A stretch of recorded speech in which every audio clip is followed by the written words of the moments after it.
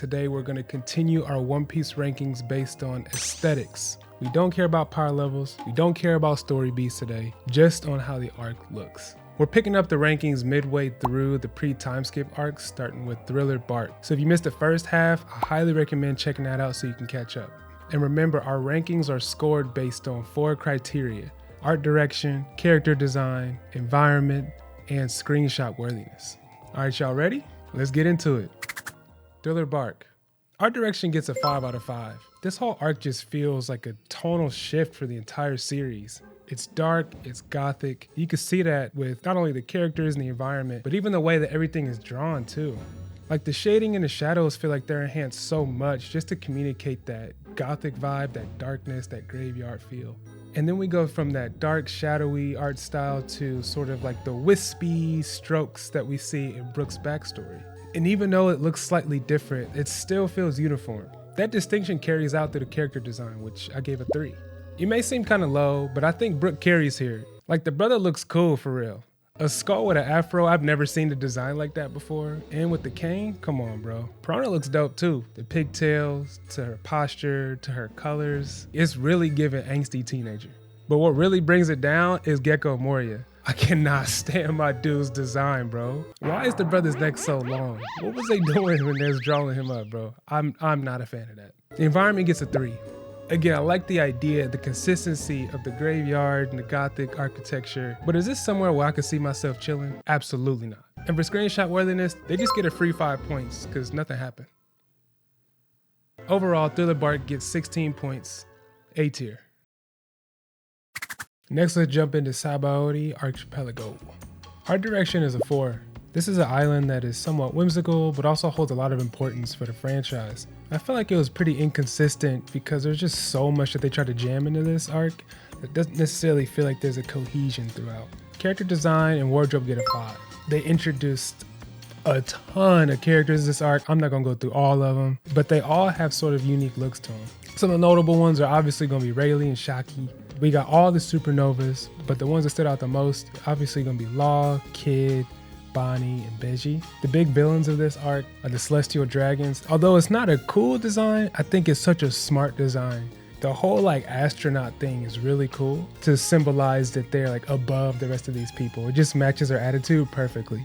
And I think their astronaut helmets are sort of a loose connection to like the bubbles that you see around Sabaody, which is a really cool tie. But then we got Kizaru coming in all slick. Bro, it's so 70s, man. Like the gold, the sunglasses, like the little curls, like man. Environment gets a 5 for me. I think it's the first time we've seen light kind of peeking through this way. It's really angelic. I love when Oda is inspired by real life environments. I feel like this was inspired by like a mangrove forest. I mean, screenshot worthiness gets a 4. There's a lot you can kind of pull from here too, but honestly, I would love to just see that punch Luffy head on the Celestial Dragon, frame that and put that in a gallery. I'm gonna be there. Overall, Sabaody gets 18 points, S tier. Amazon Lily. Art direction gets a 3 for me. I really dig the setup where the whole island is ran by women and there's a snake theme throughout. In that regard, it sets itself apart from other arcs. But in terms of the art outside of the characters, I wasn't really moved by it. Character design and wardrobe get a 3, speaking of. The Kuja tribe has a nice presence here, and I love the way Oda drew the versatility of different women in shapes and sizes, really combating the idea that he only knows how to draw women one way. Still, I think he could have put a little more effort in that area. Boa is a clear carry here. Outside of her looking like the typical One Piece woman, her distinguishing qualities are by far the bangs and those snake earrings. Like them accessories really pop off. And I'll admit, I do like Luffy's teal vest this time. That's cool. The environment gets a 2. They definitely get points for the ancient Chinese influence in the architecture of the building. And I do love the incorporation of the arena in the environment. It really expands the space. But outside of that, the island doesn't look much different than a typical island we see in any other arc. In screenshot worthiness, I'm not gonna lie to y'all, I'm gonna put it as 0. There's nothing really memorable here that I would like to see in a gallery. The issue I have with this arc is that they lean too heavy on the novelty of this entire island being ran by women. I think that's incredible. But outside of that, it's like, what is unique about the space? And I just didn't get it. If you did, let me know.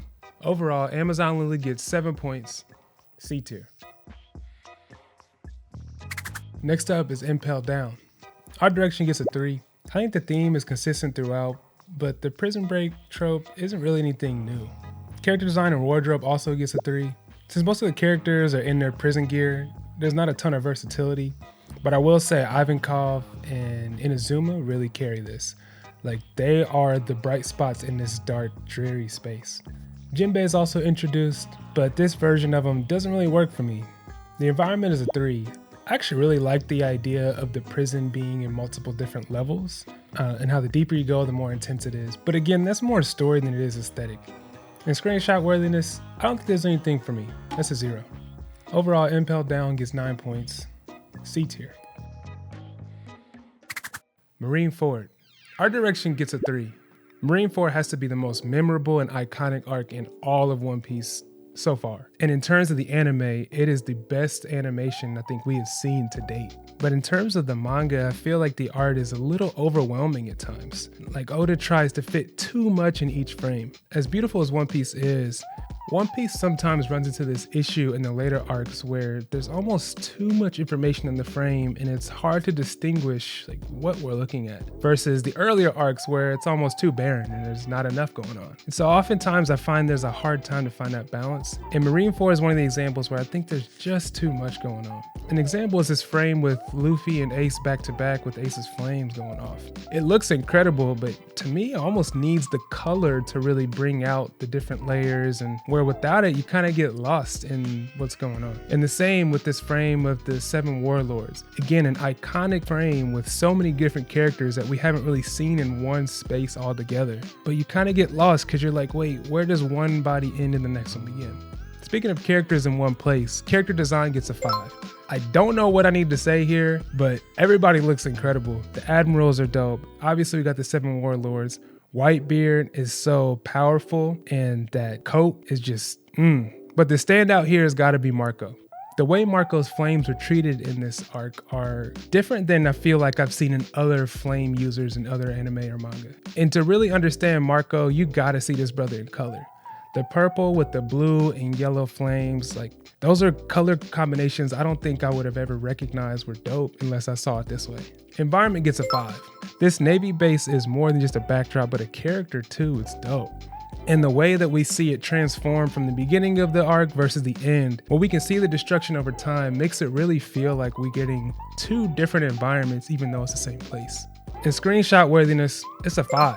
Take your pick. What you want me to choose? There's one frame when Whitebeard is swinging his spear, and this perspective you get on that makes the frame so long and just shows how big and powerful he is. I would love to have that blown up in a gallery.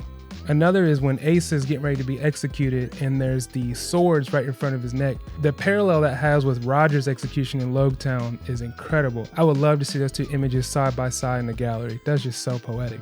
Another one of my favorites is Luffy's entrance when he's in front of the 3 admirals. And that one has to be in color. Overall, Marineford gets 18 points, S tier. Closing things out with the post-war arc.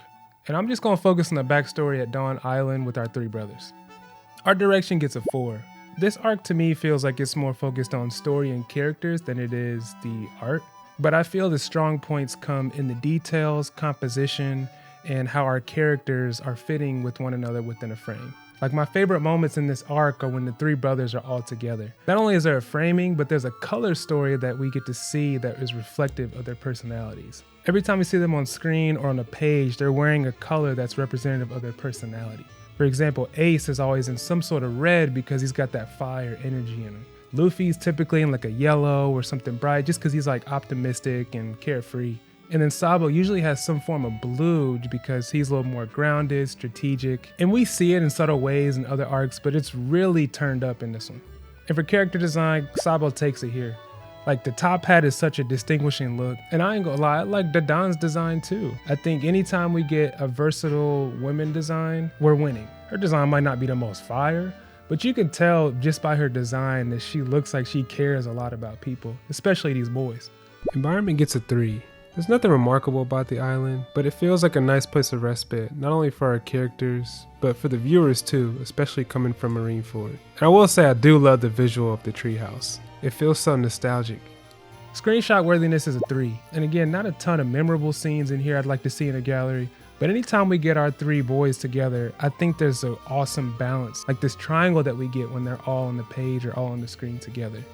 Another favorite of mine I'd like to see in a gallery is when Shanks and Marco are visiting the gravesite of Whitebeard and Ace. With this being a shonen manga, we typically get a lot of sharp angles and harsh lines, but to finally see some softness with the flowers and the lighter pastel colors, it's a step away from something I think that we've seen before and a much needed sort of break.